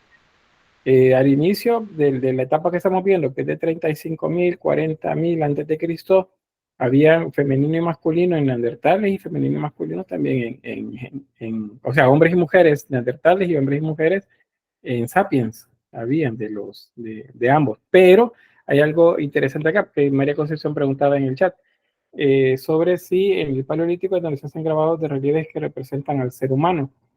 Es básicamente el 99% de representaciones de este momento son figuras femeninas, no figura masculina, sino que solo figura femenina. ¿Y por qué? Porque es algo que ellos no entienden biológicamente hablando, sino que lo entienden como algo sobrenatural, como ese proveer que da la naturaleza, esa dadora de vida que les provee de los alimentos, pues así consideran a la mujer. Por eso es que se piensa que la primera idea que tiene el ser humano en esta época de un ser divino es femenina. Dicho de otra forma, como el nombre de un libro que fue muy famoso hace varios años, Dios nació mujer. La representación pues de Dios era más bien la representación de la diosa, no masculina, sino femenina. No hay otra representación de un Dios masculino, no la hay, no la vamos a encontrar acá, sino hasta el Neolítico. Pero ese es un proceso diferente que vamos a ver, que tiene que ver con la separación del trabajo y cómo el hombre fue quitando espacios que la mujer había ganado en la vida de la comunidad. Pero no solo quitándolo, sino más bien quitándole a ella el poder, por así decirlo, que ella había tenido en su momento. En esta época se piensa que la mujer era considerada una divinidad y lo atestiguan pues las imágenes como esta que ven ahí, la Venus. Eran vinculadas a la fertilidad y al nacimiento. No sé si hay alguien más. No, bueno. Vamos a ver un poco más de esto más adelante, porque cuando veamos las esculturas de bulto redondo, otra vez vuelven a aparecer las Venus paleolíticas. Sobre el arte mobiliar, bueno, el arte mobiliar es una mezcla de lo que ya veíamos, de relieve y de grabado. Por arte mobiliar, lo que debemos entender es que son objetos decorados que pueden ser transportados, básicamente. Puede ser cualquier cosa que ellos utilicen y que lleven con ellos de un lugar a otro. Es más abundante que las representaciones de tamaño grande, como esculturas grandes, no las hay. De hecho, las figuras esas que les mostraba de la Venus paleolítica, estas son pequeñas, como 15 centímetros, 18 centímetros, no son esculturas grandes.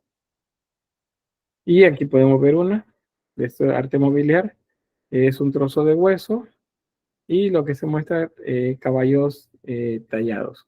Es como que les diga, miren, pues alguien dentro de esa idea mágico-religiosa de la cosmovisión, los caballos tienen una fuerza que yo puedo necesitar, tanto la fuerza para cargar algo como la velocidad. Entonces, si yo ando algo de ellos, pues entonces yo lo voy a tener también. La otra explicación puede ser es que esto lo andaban para que este animal fuera garantizado que ese animal estaba cerca y que ellos lo podían cazar. Y por ahí pues, con la idea de esto, del arte mobiliario. Hay una cantidad bastante grande de arte mobiliario, no es solamente uno. Ahí tenemos algunos ejemplos, Venus paleolíticas. Acuérdense que son las estatuillas femeninas, adornos, arpones, azagallas, propulsores decorados, etcétera. Ese es un basón perforado. Acá, una pieza pequeña. Y tiene un ciervo acá. La cabeza y el cuerpo del ciervo. Ahí tenemos ejemplos. Estos son huesos de ciervo que los perforaban y luego seguramente los utilizaban como un collar. Las figuras femeninas, acá.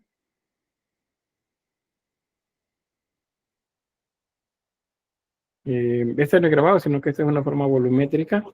¿Por qué tiene una forma volumétrica? Pues es igual, tiene que ver con que ellos lo asociaban con la abundancia. Entonces, si esta piececita, digamos, de unos 8 centímetros, 10 centímetros, la podían andar en un bolso junto con todas las cosas que ellos andaban cuando se iban a cazar o se iban a recolectar. Luego los arpones, otra una azagaya, esta servía para lanzarse como con un elástico, en el caso nuestro, para ellos, pues con una cuerda, pero el elástico les decía como la idea que tengamos que, como cuando vamos a lanzar algo con un elástico que va con fuerza hacia adelante, pues eso lo utilizaba también poniéndole acá algún elemento flexible que al ser tensado pues disparaba esto con fuerza y de esa manera podían cazar. Y bueno, acá las estatuillas. Voy a avanzar por esto y luego pues ahí les pregunto de nuevo si hay alguna duda. Primero son esculturas hechas en piedra de pequeño formato. Algunos casos aparecen algunas que son de hueso, siempre de pequeño formato. Casi siempre figuras femeninas a las que se le llama Venus paleolítica. Casi porque en otros casos son grabados o formas de, ¿cómo se llama esto? De algún mamífero, por ejemplo. Siempre con la idea de que al tenerlo, pues el animal era más fácil que lo cazara. ¿Qué más? ¿Qué más? Bueno, en la zona en la que están, España, Francia, es donde más se han encontrado y estas, en algunos casos, tienen otros elementos pegados sobre ella que sirven para como atacar o buscar cazar algo siempre. Y bueno, las estatuillas a menudo aparecen adornando instrumentos de uso práctico, un bastón, por ejemplo, un arco, una flecha. ¿Y cómo sabían? Pues que se han encontrado vestigios en los que aparece donde estuvo ¿cómo se llama? Un elemento, y de esa manera pues lo podían observar. Bien, aquí les muestro varios ejemplos de estas estatuillas. Noten que pues hay como dos tipos, unos que son delgados y otros que son más robustos. Siempre en los dos casos, los rasgos femeninos sexuales, pues están primarios y secundarios, están más marcados. Acuérdense porque tiene que ver con que el objeto representa la fertilidad. Entonces, por eso son de esta forma.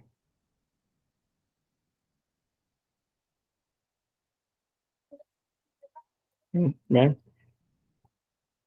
Aunque hay delgados, la mayoría pues tienen esa forma.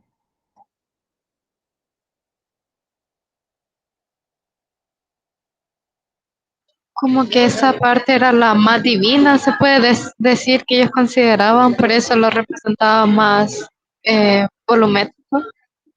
Sí, bueno, tiene que ver, o se considera que tiene que ver con la abundancia y que esa abundancia es indispensable para el desarrollo de la vida, de la alimentación, lo que ellos buscaban para poder conseguir pues el alimento. O sea, en general significa abundancia, significa fertilidad.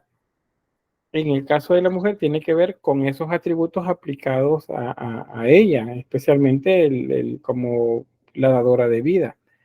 Entonces, los glúteos, el vientre, los genitales, los senos son marcados más. Hay otro dato también que se piensa que es un símbolo. ¿Ven sobre la cabeza que tiene algo? Este es como, eso se le llama cofia. Es como un sombrero, así decirlo, un sombrero. Se considera que son sombreros rituales. Si tiene algo sobre la cabeza, si tiene un sombrero ritual por la experiencia de las imágenes que más adelante vamos a encontrar en las que hay humanos, hombres, con cosas en la cabeza y se consideran sacerdotes o se consideran dioses, entonces por eso se piensa que en estas representaciones que tengan algo sobre la cabeza significa que son diosas.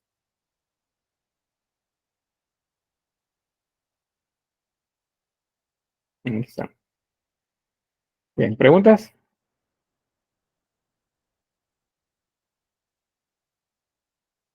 ¿No? Dice también por acá, Naomi, también utilizaban estatuillas en contextos funerarios. Bueno, pero antes tenía Fátima, Aranza Córdoba, no hay problema. Naomi decía que si también aplicaban las estatuillas en contextos funerarios. Se han encontrado algunas en contextos funerarios. Que tenga depositado esto alrededor significa que se le hizo un tributo a ella por probablemente ser sacerdotisa. Y por eso se le colocaban ahí alrededor. Pero vean el tamaño de esa. Eso es lo que hacía que fueran muy manejables. Se metía, imagínense, una bolsita de cuero, se ponía dentro de la ropa, y eso significa que el grupo, el líder o quien lo llevara, pues iba a tener abundancia en lo que se le ocurriera pues emprender.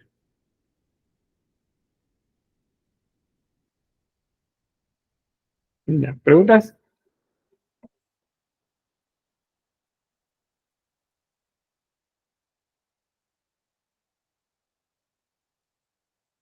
No. Todo claro. Todo claro.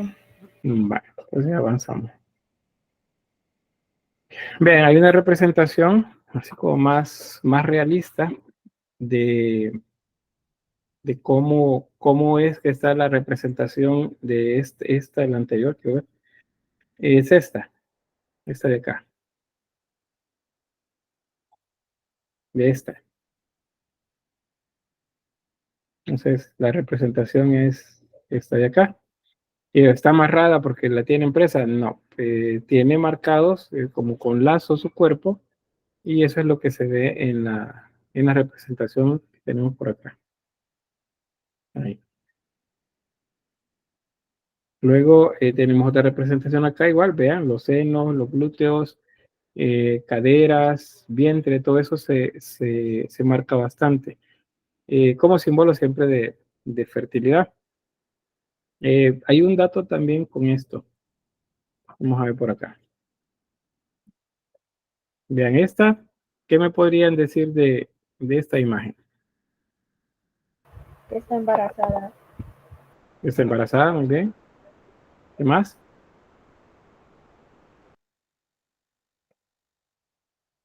La parte de los glúteos está muy marcada, muy realzada. Los glúteos muy marcados. ¿Tiene ¿Sí, Laura? grandes caderas? Sí, las caderas y los glúteos. Glúteos es lo que se marca más porque está de perfil. Tiene buena salud, dice por acá. Lo del vientre, no sé. No sé si el vientre o la panza. El vientre está embarazada. Ya. Aquí están los senos. ¿Cómo termina la cabeza? A la forma de la cabeza. Ajá, vean, ese es otro dato. Cuando las formas de la cabeza no correspondan a la forma natural, lo que significa es que tiene una cofia, o sea, un sombrero ritual. Si tiene un sombrero ritual, ¿qué dijimos que representan? Eran dioses.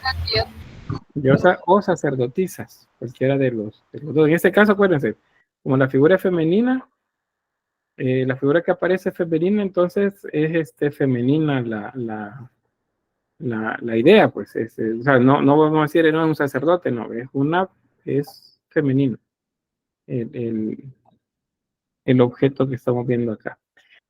Bien, ahora, esa es como según lo que les estaba explicando, la deducción que se hace, ¿verdad? Es un símbolo de todos los elementos que tienen que ver con la fertilidad femenina, y en general eso representa la fertilidad de la misma naturaleza.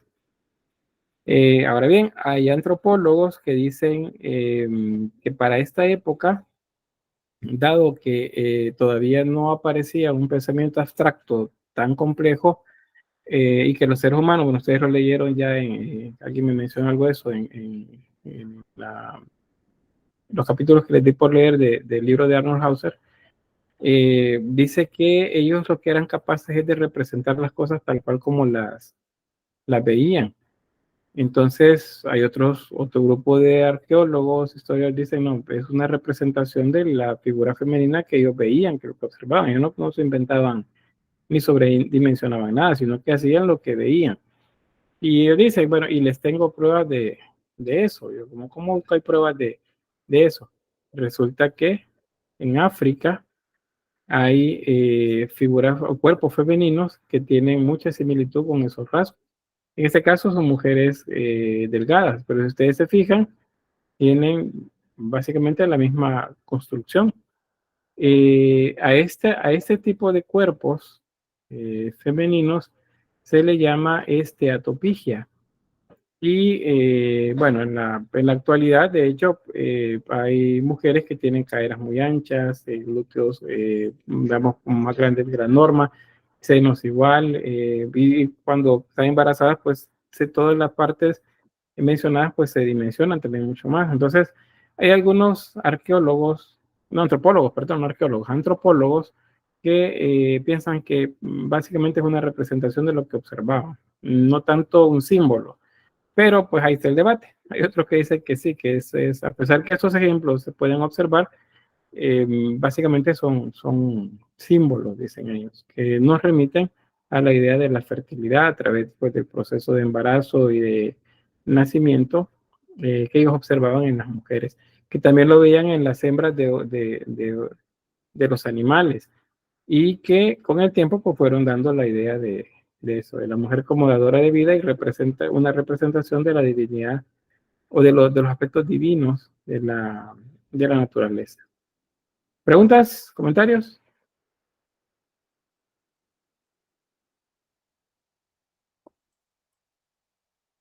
Bien. No, listo. Bueno, gracias.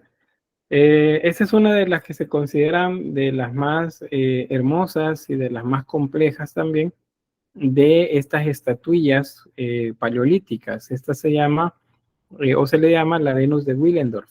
Acuérdense que Venus es la diosa greco-romana del amor y de la fertilidad. Por eso es que se le llama Venus a estas representaciones femeninas. Observamos pues las características, glúteos y caderas anchas, un abdomen abultado también, probablemente como si estuviera embarazada, la zona genital también muy marcada, los senos bastante amplios, y sobre la cabeza una cofia, o sea, un sombrero ritual. No tiene rostro. El rostro es lo que menos interesaba en esa representación, pero sí tiene algo sobre la cabeza. Otros dicen, no, mire, eso lo que representa son el tipo de cabello específico de la región, probablemente África. Bueno, la posición de las manos también, eso depende en muchos casos de como características que guardan algunas, porque si se fijan en estas otras, a ver, los brazos tienen una posición diferente. ¿Ve? No todas tienen los brazos en la misma posición. El cetopigia y la Venus de Willendorf. Cada quien la tiene como en una posición diferente. ¿Comentarios? ¿Preguntas? Sí, Fátima, dígame. ¿Cómo se llama eso que llevaban en la cabeza? Cofia. Te lo voy a escribir ahí en el chat.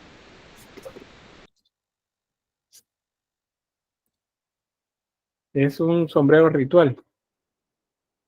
Sí tengo acá Grecia. No, gracias. Perdón. Gracias.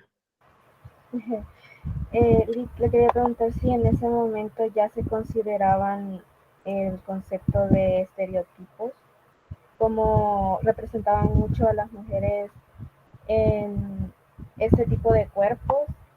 Entonces no sé si también ya era un estereotipo de ver a la mujer así como feminidad, fertilidad y que genere, perdón, Bueno, de vida o algo así.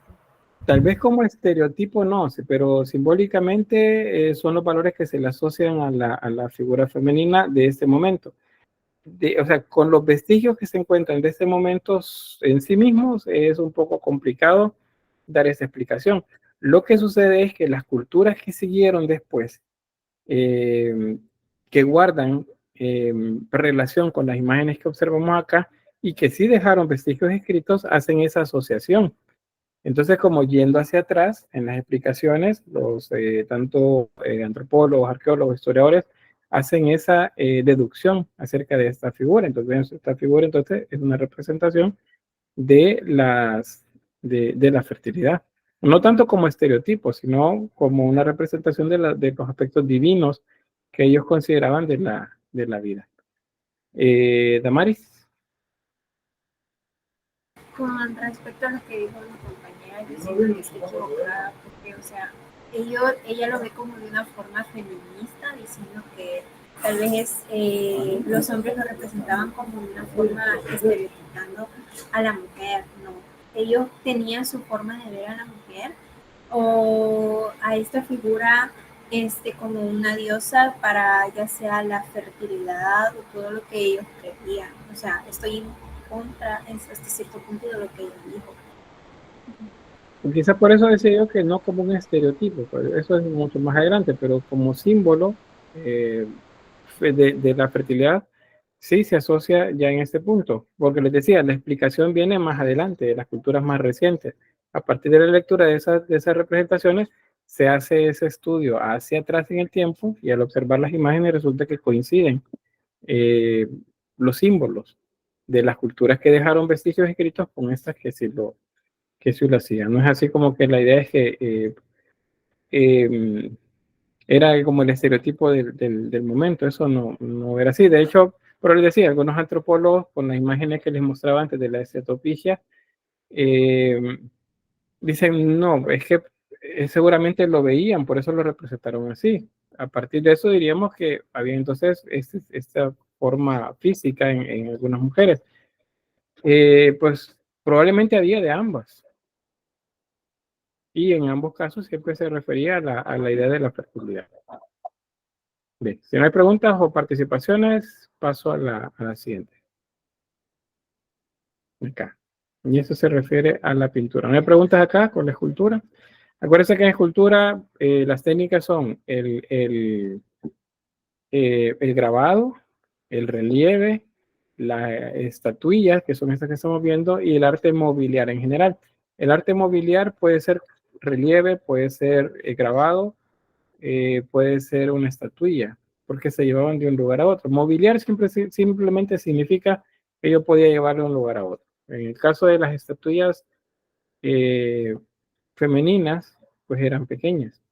Y era como pues, la idea de, la llevan con ellos porque esperan que la naturaleza pues les provea a partir de que ellos tienen ese símbolo de abundancia con ellas. Bien. ¿No hay preguntas, comentarios? No avanzamos. No. Bueno, No. vamos gracias. Vamos con la pintura. Bien, con la pintura vamos a hablar de algo que se llama arte parietal. Aquí se tiende a confundir con este otro término, rupestre. Rupestre es general. Cuando hablamos de arte rupestre, lo que les acabo de mostrar es arte rupestre. Significa que se encuentra en el contexto de las cuevas de los abrigos rocosos. Cuando digo parietal, me refiero únicamente a aquel tipo de arte que está en las paredes, ya sea del abrigo rocoso o de la cueva. Rupestre entonces es más amplio porque puede encontrarse en el suelo, puede encontrarse en una tumba también. Entonces es más amplio. Parietal significa solamente que está en las paredes. Por eso el arte rupestre es parietal, se utiliza como sinónimo, pero este tiende a representar un poco más. El parietal, solamente la pintura en las paredes, de las grutas, covacha, dice, abrigos rocosos. Las covachas son cuevas, son cuevas. La mayor parte la componen pinturas, relieves o grabados, cuyo tema principal son animales, o algunos signos a los que se le llama ideomorfos. Los símbolos ideomorfos es difícil de saber exactamente qué es. No hay una sola respuesta. Y aparece la figura humana.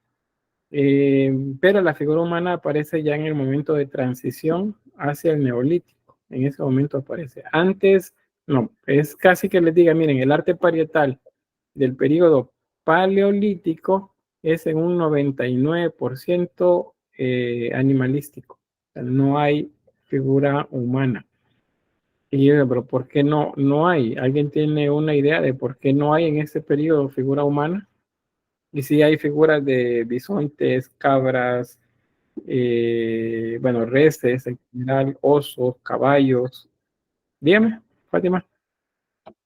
Yo pienso que es porque como en esa era de cazar y todo eso, me imagino que plasmaban ahí lo que hacían en su vida cotidiana. Eso es cierto, es la vida cotidiana. Pero hay algo más que nos falta ahí. ¿Alguien más que tenga una idea que complemente o que difiera? No sé si porque, digamos, a las figuras, o sea, las mujeres prefirieron más como en escultura que en el arte, en lo pariental, sí, en las paredes. Sí, tengo un poco de eso también. Veamos, Elisa.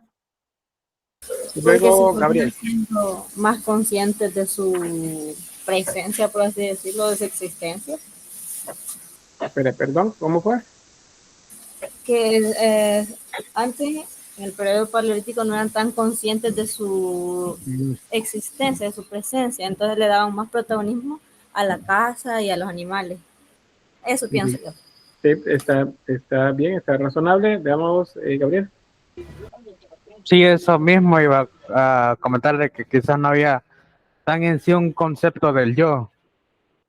Eso es básicamente. Lo que se dice es que no tenían conciencia de sí mismos. O sea, ellos no se veían.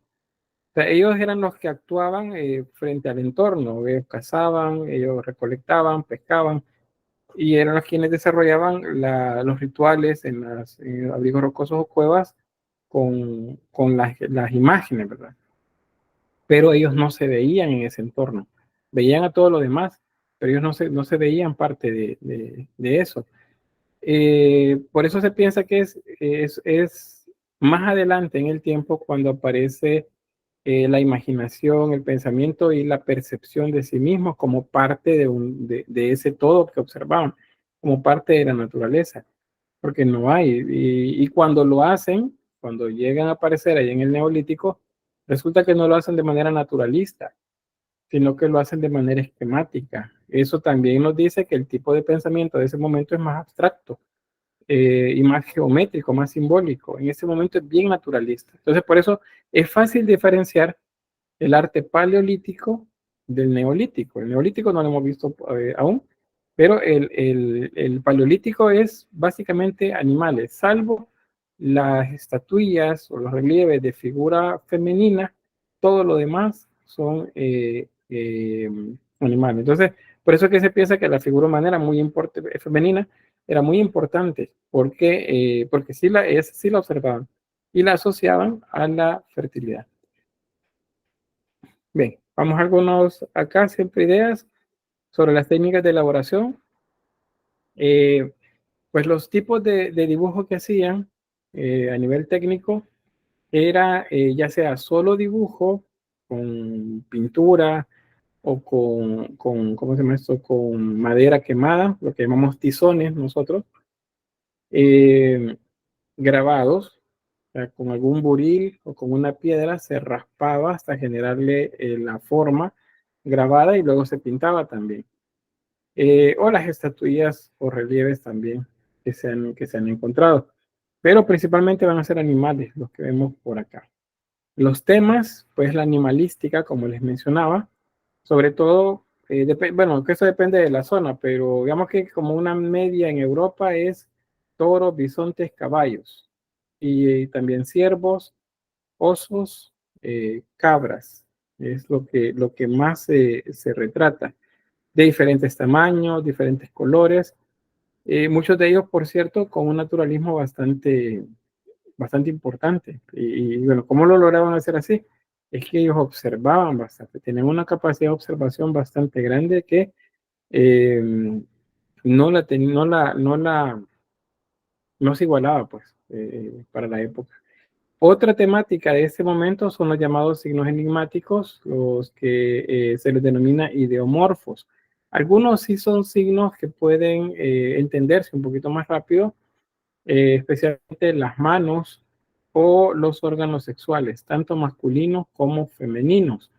¿Y qué tiene que ver eso? Ellos eran mal pensados, ¿no? Es que seguimos hablando de fertilidad, de eso estamos hablando, de lo que produce, de que una vida que produce otra vida.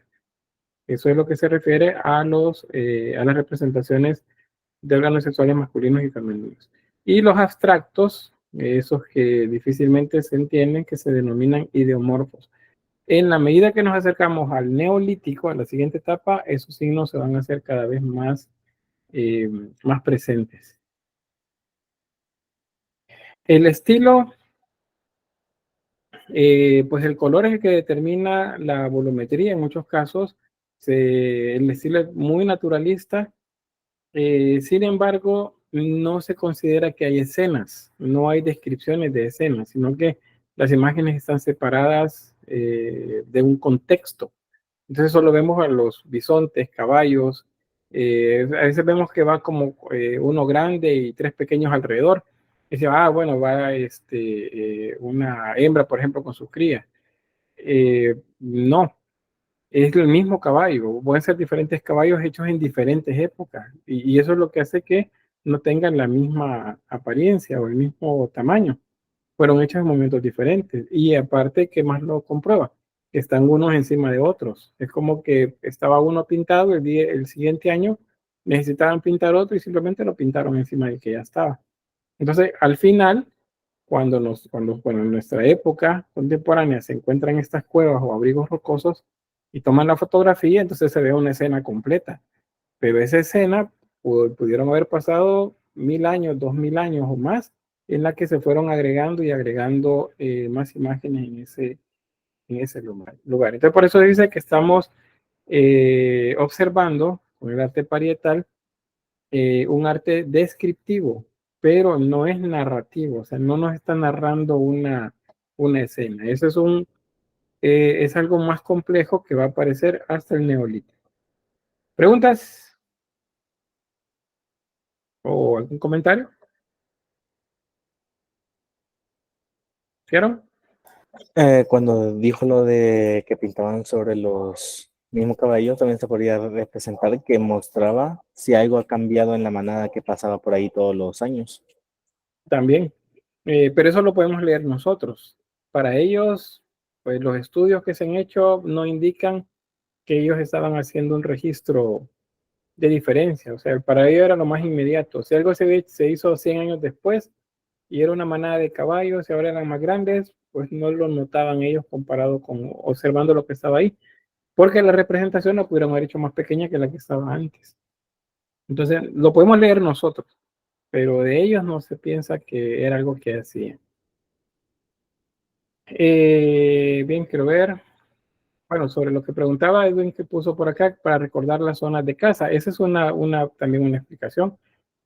Porque ayuda, imagínense, migran desde España, por ejemplo, a la zona bueno, la zona sur de España, a la zona norte de Francia.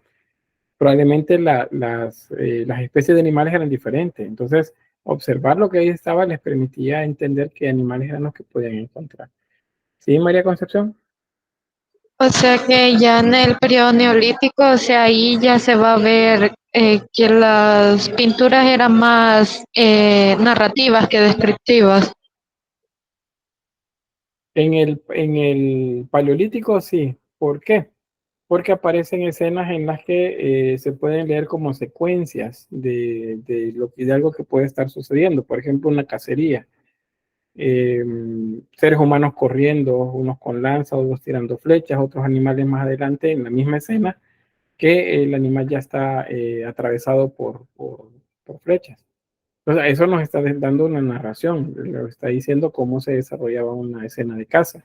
O también las danzas que aparecen representadas, pero eso es en el Neolítico. En el Paleolítico, no. No sé, María Concepción no estuvo, ¿verdad? Pero la mano levantada. Bien, solo cierro con esto.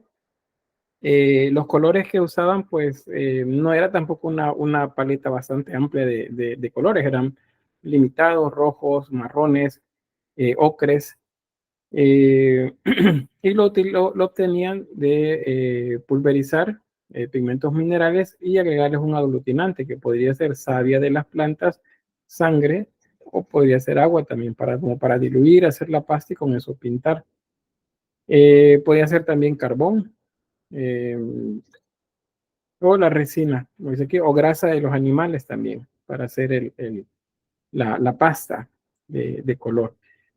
Se raspaba la piedra en algunos lugares para darle como volumen. Eso hay unos bisontes en la cueva de Lascaux que se ven volumétricos. Es porque se raspaban algunas partes de la roca o se utilizaban las salientes para generar el volumen del animal. También hay marcas de dedos, hay marcas de manos, bueno, vamos a ver las marcas de manos, y la pintura sobre roca, como un aerosol bucal. Es como cuando bueno, la técnica se llama estarcido, pero es como cuando tenemos un líquido en la boca y soplamos fuerte y de manera explosiva y salen volando un montón de gotitas. Eso es estarcido. Entonces, por eso hice una especie de aerosol bucal. O un tubo. Se soplaba la pintura, se metía la pintura en la boca o en el tubo y luego se soplaba con fuerza y la pintura salía en un montón de gotas. Por eso hizo como aerosol bucal. Bien, voy a quedarme por acá. Esto es parte de lo mismo. Se utilizaban ramas como si fueran lápices. También como si hicieran bloques de tiza, pelota, digamos, de color con la que se rayaba. Y los trozos de madera o madera verde que se aplastaba hasta generar como unas escobillas con las que se podía pintar también. Y bueno, se aprovechaban bultos y hendiduras para dar las sensaciones de volumen. Bueno, vamos a quedarnos hasta aquí con la explicación y detengo la grabación por acá.